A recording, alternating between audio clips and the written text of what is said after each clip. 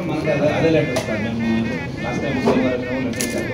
మేము power supply ఎక్కడైనా పోవచ్చు మాకు జనరేటర్ని 12 hours అరేంజ్ చేసుకున్నాం కాబట్టి మేము ఇక 12 hours మొత్తం జనరేటర్ రన్ చేస్తాం.